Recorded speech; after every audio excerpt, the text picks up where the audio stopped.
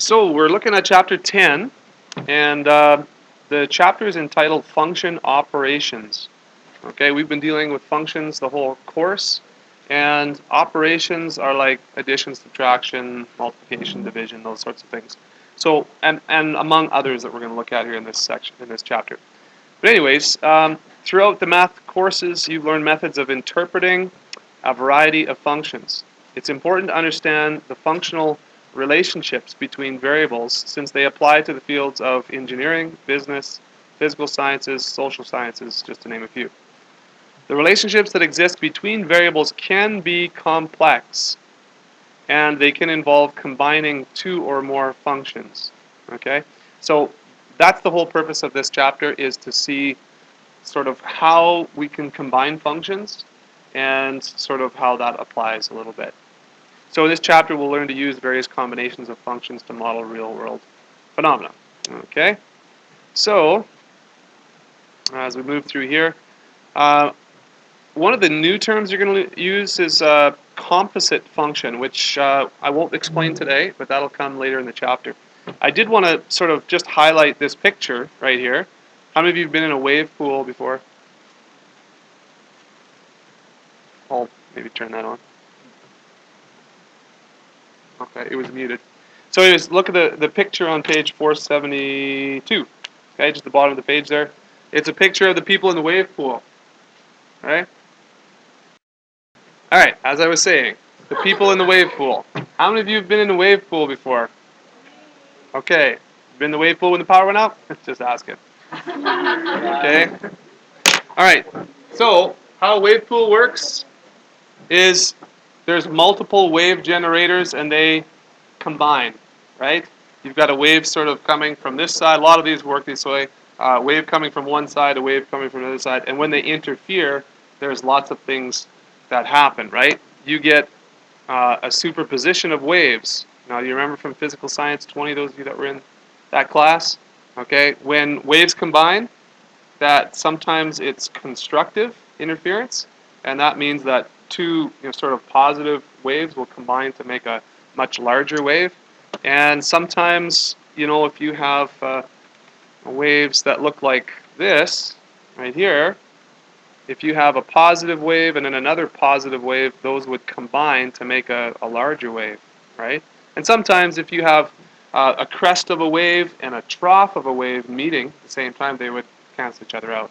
So here's a couple diagrams. One you should recognize from physical science, this one right here. And this is sort of a diagram of the interference of water waves. And you can see that the really bright lines here would represent a combining of waves, and the dark lines would be, well, actually I think one is a positive, a very large positive wave, sort of like this would be, and then one's a very large negative wave, sort of like what this one would be, right? But anyway, so this is something you should remember from physical science. And what the resultant wave, as we talked in science, the resultant wave would be the addition of the two wave functions. Okay, so if we did this real quick, let's just use white.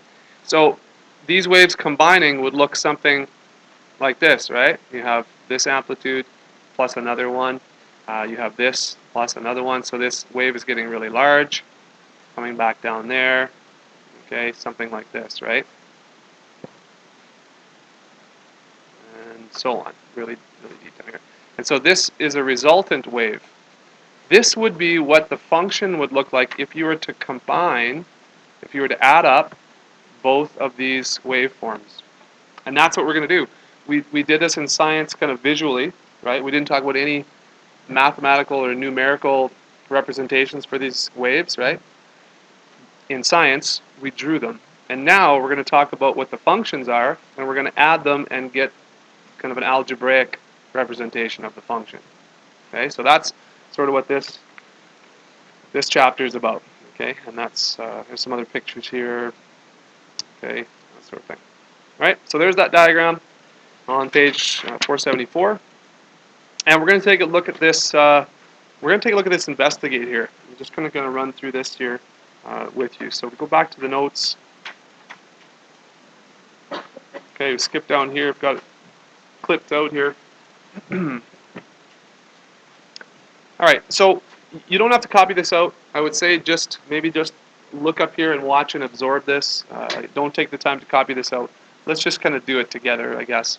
So you have f of x here, the blue one, right? So we have some x values listed here in the table, and we have f of x, so we're going to put the y values here for f of x. That's this blue line right here.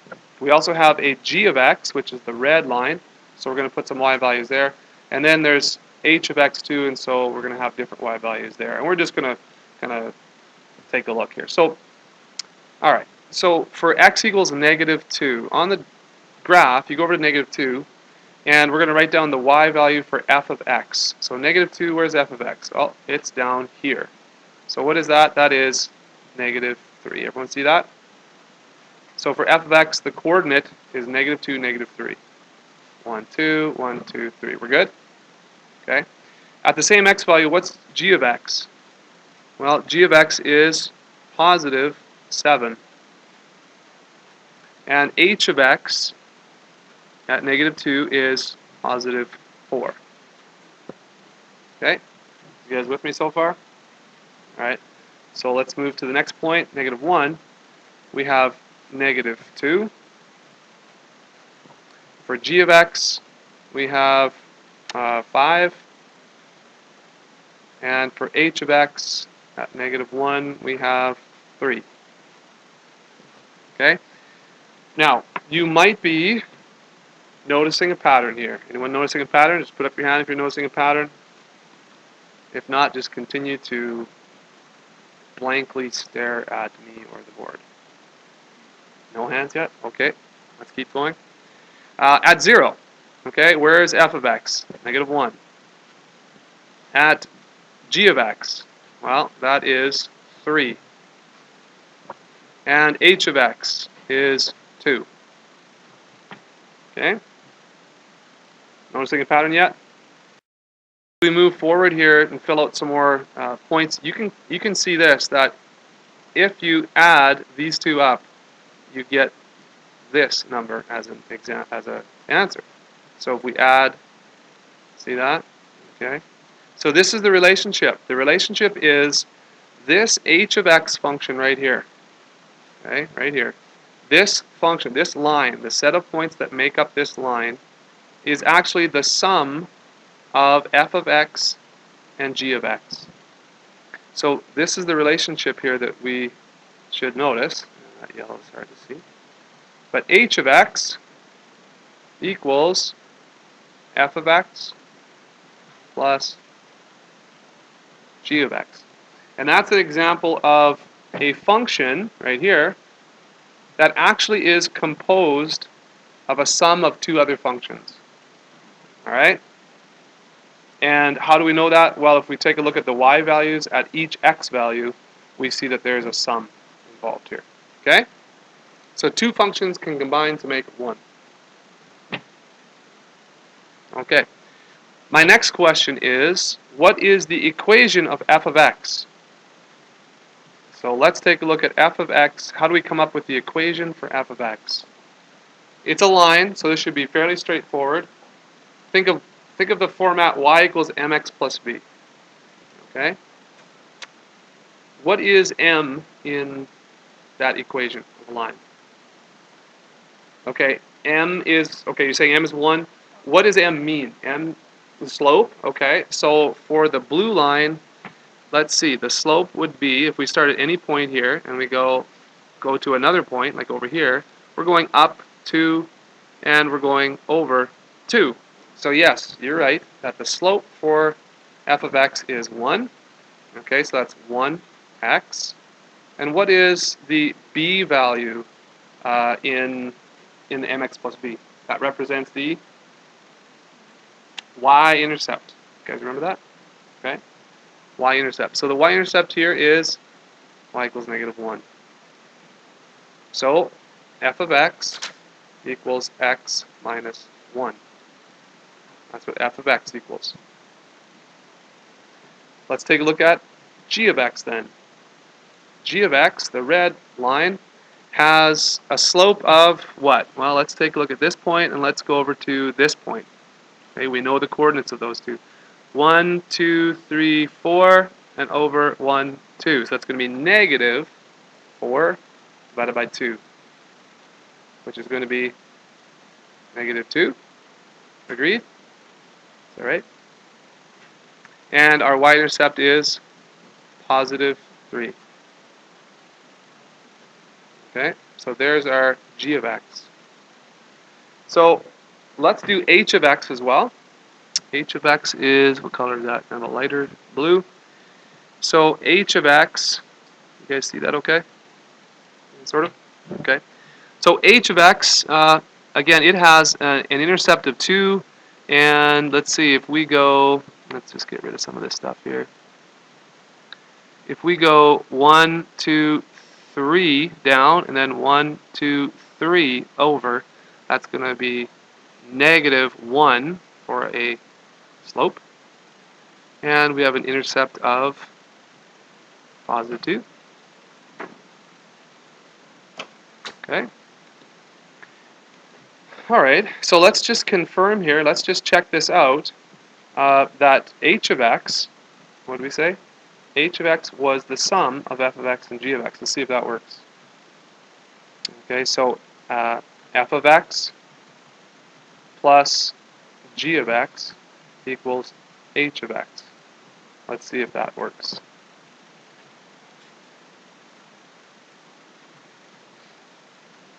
F of x is x minus 1 plus g of x is negative 2x plus 3. And what does that equal when we simplify all that? X minus 2x is going to be negative x. Negative 1 plus 3 is plus 2. That lines up with h of x right here. Okay? Questions?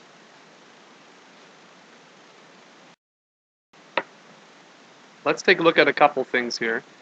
Some notation that you might want to pay close attention to. If you have something like this, h of x equals the sum of f of x and g of x, here's another way of writing it, which looks a little confusing, but this right here you're going to see once in a while in your textbook. Okay? So f of x plus g of x is written also as f plus g all of x. Okay? There's just some new notation. And also, if you subtract two functions, here's another way that can be written as well. Okay, so take a moment to write that down. All right, what we also want to take a look at here is the domain. Okay, I find that domain and range sometimes confuses students a lot, so I just want to talk about the domain a little bit here. When you have a combined function, okay, so let's say this h of x, if it is a combined function between two other functions, okay, the domain of that combined function is the sum or the difference. It's the domain common to the individual functions. Okay, so it's the domain that is common when you combine them. So here's an example. If you have f of x, okay, and it has a domain of x less than or equal to 3.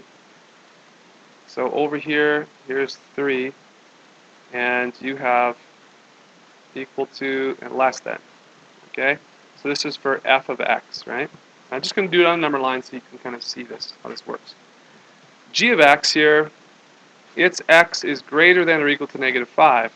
So negative 5 would be over here, and it is equal to and greater than.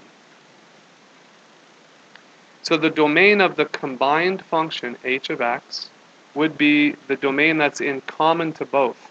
So this domain right here would be common to both functions. So this is the domain for h of x.